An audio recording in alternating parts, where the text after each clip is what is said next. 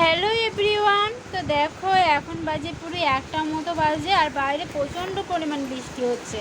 প্রত্যেকটা দিন দুপুর হচ্ছে আর বৃষ্টি আরম্ভ হয়ে যাচ্ছে। তো চলো কেমন বৃষ্টি হচ্ছে তোমাদের সঙ্গে সেটা দেখাই, আর আজ দুপুরে কি রান্না করি সেটা তোমাদের দেখাবো। চলো। তারপরেই দেখো আমার ছেলে দেখো দাঁড়িয়ে দাঁড়িয়ে আর কি হাত বাড়িয়ে বৃষ্টিগুলোকে ধরার চেষ্টা করেছে, কিন্তু আর যেতে পারছে না।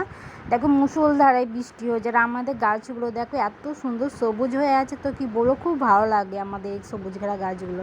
আর খুবই সুন্দর পুঁইশাক গাছগুলো দেখো সবুজ হয়ে আছে। ড্রাগন গাছটা, পেয়ারা গাছটা, লেবু গাছটা খুব ভালো লাগে আমার। তো আমার বাড়ি ছেড়ে অন্য কোথাও যেতে একদমই ভালো লাগে না।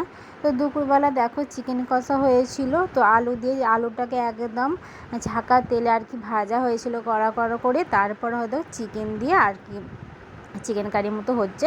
তো দূর থেকে অনেকজন মনে করবে এটা মাটন গ্রাভি, কিন্তু মাটন নয়, এটা হচ্ছে চিকেন। তো এরকম করে রান্নাগুলো খুবই টেস্টি হয় আর আমাদের খুবই ভালো লাগে। আলুগুলো একদম নরম হয়ে যায়, একদম কচুর মতো হয়ে যায়, হাত দিলে আর কি ভেঙে যাবে। আর এদিকে দেখো ফ্রিজে ছিল রুই মাছ ছিল, তো রুই মাছটা যে রান্না হবে না, আজ এই রুই মাছের তেল দিয়ে হচ্ছে উচ্ছে আলুর চচ্চড়ি হবে।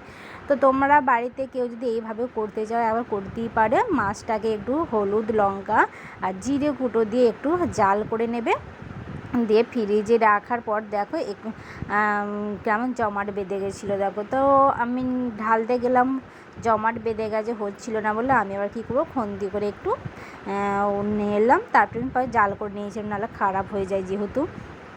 দেখো ভালো করে উচ্ছেটা কষা হয়ে গেছিলো তেলটা দিয়ে, তারপরে একটু জল দিয়ে দিলাম আর একটু 5 মিনিট পরে একটু ঢাকনা দিয়ে দেবো, তাহলেই আমার উচ্ছে চচ্চড়িটা হয়ে যাবে।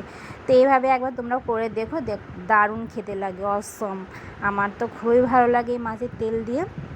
আর তোমরা যারা আমার ফেসবুক পেজ থেকে দেখছো প্লিজ লাইক কমেন্ট শেয়ার করে দিও, আর ইউটিউব থেকে দেখলে প্লিজ সাবস্ক্রাইব করে রেখো। সবাই ভালো থেকে সুস্থ থেকো। আর আজকের দুপুরে আমাদের এই মেনু ছিল।